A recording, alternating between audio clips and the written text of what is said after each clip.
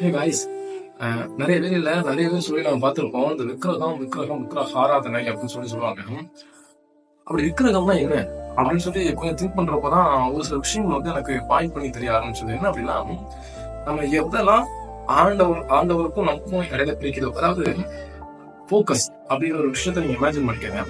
நான் எது மேல மோர் போக்கஸ்டா இருக்கேன் அப்படிங்கிறது தான் என்னுடைய தாட். நான் எது மேல ஓவர் இன்ட்ரெஸ்டடா இருக்கேன், எனக்கு பணம் சம்பாதிக்கணும்னு ஆசை இருக்கு அப்படின்னா மோர் அதிகமா பணம் சம்பாதிக்கணும்னு சொல்லி அவருடைய வழியிலேயே போனேன் அப்படின்னா, நான் எதுக்கு அதிக ப்ரியாரிட்டி கொடுப்பேன்? ஆண்டவருக்கு ப்ரியாரிட்டி கொடுப்பேனா, இல்லைன்னா இந்த பணம் சம்பாதிக்கிறதுக்கு ப்ரியாரிட்டி கொடுப்பேனா?